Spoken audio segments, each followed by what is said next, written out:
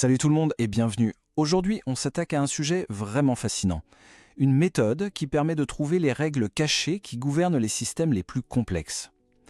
Imaginez un instant, être capable de regarder un simple flux de données et d'en extraire non pas des motifs qu'on s'attend à trouver, mais le mécanisme même, le moteur qui les génère. C'est de ça dont on va parler. Voilà la question centrale. Le but du jeu, ici, ce n'est pas juste de classer des données dans des boîtes qu'on connaît déjà. Ça, c'est de la reconnaissance de forme classique. Non, ce qu'on veut, c'est aller beaucoup plus loin. On veut faire de la découverte de forme, c'est-à-dire trouver la structure causale, la vraie dynamique d'un processus, sans avoir la moindre idée au départ de ce à quoi elle ressemble. Alors, voilà le programme. On va commencer par bien poser le problème, puis on va décortiquer le concept clé d'état causal. Juste après, on verra comment un algorithme super malin peut les dénicher, avant de se plonger dans des exemples bien concrets. Et pour finir, on parlera des défis qui restent à relever. Allez, on entre dans le vif du sujet. Le but ultime, ce n'est pas juste de deviner la prochaine valeur dans une série temporelle, c'est de construire une véritable carte, un modèle du moteur caché qui fabrique toutes ces données. Et cette distinction est absolument fondamentale. C'est là que cette approche se démarque complètement des méthodes plus traditionnelles, comme les modèles ARIMA que certains connaissent peut-être. Ces modèles, ils font de la reconnaissance, on leur impose une structure, disons linéaire, et ils font de leur mieux pour que ça colle aux données. C'est un peu comme trier des photos de chats et de chiens. On sait déjà qu'il y a des chats et des chiens. La découverte, à droite, c'est une autre paire de manches. C'est comme si on débarquait sur une exoplanète et qu'on devait déduire les lois de la physique locale juste en regardant les choses tomber. On ne suppose rien, on découvre tout à partir de zéro. Bon, pour réussir un tel exploit, il nous faut un concept vraiment solide, l'état causal. C'est la pierre angulaire de tout un domaine qu'on appelle la mécanique computationnelle. Et cette idée, elle ne sort pas de nulle part, elle a une vraie histoire. Elle a été introduite à la fin des années 80, puis formalisée au début des années 2000. Et c'est là qu'un résultat majeur a été prouvé. Ces états sont la statistique suffisante minimale pour la prédiction. Qu'est-ce que ça veut dire ? En gros, c'est le résumé le plus compact possible du passé qui contient absolument toute l'information utile pour prédire le futur. Rien de plus, rien de moins. Et aujourd'hui, cette idée est utilisée pour résoudre des problèmes très concrets dans plein de domaines scientifiques. Alors, c'est quoi concrètement un état causal ? C'est tout simplement une façon de faire des paquets avec les passés. Si plusieurs histoires différentes, plusieurs séquences d'événements nous amènent à faire exactement les mêmes paris sur l'avenir, avec les mêmes probabilités, alors on dit qu'ils appartiennent au même état causal. Ils sont en quelque sorte prophétiquement équivalents. Cette phrase résume tout. Le point clé, c'est qu'on se fiche complètement des détails du passé s'ils ne changent rien à nos prédictions. L'état causal, c'est le filtre parfait, le résumé optimal du passé pour anticiper la suite. Pour que ce soit plus parlant, prenons une analogie. Pensez à un grand chef en cuisine. Imaginez qu'il ait deux manières complètement différentes de préparer une base pour une sauce.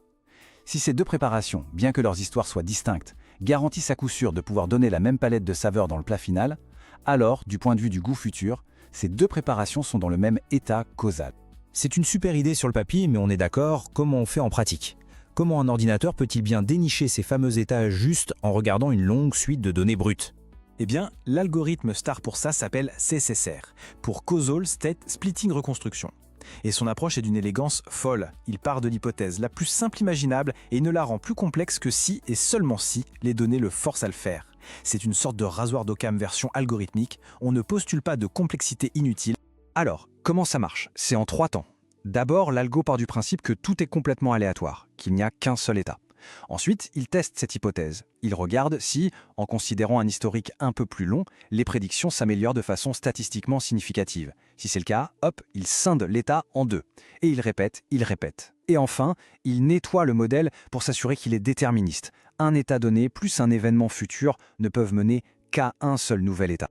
On peut imaginer un détective face à une énorme pile d'indices. Au début, tout est en vrac. Mais dès qu'il se rend compte qu'un certain type d'indice, disons une empreinte de pas, mène systématiquement à une conclusion différente des autres, il crée une nouvelle pile juste pour ces indices-là.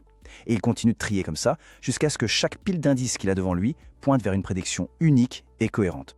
Pour tout ça, c'est bien beau la théorie, mais dans la vraie vie, ça sert à quoi ? Comment cette méthode nous aide concrètement à mieux comprendre le monde qui nous entoure ? Eh bien, les applications sont super variées, c'est ça qui est dingue. En climatologie, ça permet de repérer automatiquement des structures organisées, comme des courants ou des cellules de convection. En physique des particules, ça aide à chercher des signaux hyper rares noyés dans un bruit de fond monstrueux. En bioinformatique, on s'en sert pour trouver des motifs qui ont une fonction dans l'ADN. Et bien sûr en finance, pour tenter de modéliser les dynamiques complexes des marchés. Prenons un exemple tout simple pour que ce soit limpide. Imaginez un processus qui génère des 0 et des 1. À gauche, on vient de voir un 0.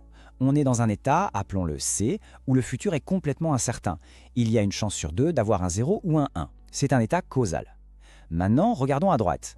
Si après ce 0 initial, on a vu un nombre impair de 1, par exemple la séquence 0,1 ou bien 0,1,1,1, on bascule dans un tout nouvel état, D. Et depuis cet état D, le futur est certain. Le prochain symbole sera forcément un 1. On voit bien que deux passés différents mènent à des prédictions radicalement différentes. Ils définissent donc deux états causaux bien distincts. Et le plus cool, c'est que ce n'est pas juste de la théorie inaccessible. Il existe des implémentations open source. Par exemple, le projet TransCCSR sur GitHub, qui permet à n'importe qui d'appliquer ses algorithmes à ses propres données. Ça rend cette approche super accessible pour toute la communauté. Évidemment, comme toute méthode puissante, celle-ci n'est pas une baguette magique. C'est super important de bien comprendre ses limites actuelles et les pistes de recherche pour le futur. Le défi numéro 1, c'est la quantité de données. Pour que les tests statistiques qui décident de scinder ou non un état soient fiables, il faut beaucoup, mais alors beaucoup de données. Le choix de certains paramètres, comme la longueur maximale de l'historique qu'on décide de regarder, est aussi un point assez délicat qui peut pas mal influencer les résultats finaux.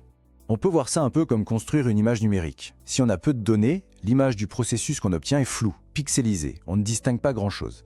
Et puis, à mesure qu'on ajoute des données, c'est comme si on ajoutait des pixels.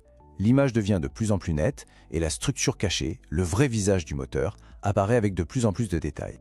Alors, si on devait résumer, que faut-il retenir? Premièrement, que les états causaux sont la représentation la plus efficace et la plus compacte pour faire de la prédiction. Deuxièmement, qu'un algorithme comme CSSR peut les découvrir tout seul, juste à partir des données. Et troisièmement, que tout ça nous donne une clé pour voir l'architecture cachée des systèmes complexes avec des applications potentielles un peu partout en sciences. Et tout ça, ça nous laisse avec une question assez vertigineuse pour finir. Si on devient capable de dessiner la carte parfaite du moteur caché de n'importe quel processus, que ce soit le climat, un génome ou un marché financier, qu'est-ce que ça change à notre façon de comprendre la complexité elle-même? La frontière entre ce qu'on juge complexe et ce qu'on peut comprendre est peut-être en train de bouger sous nos yeux.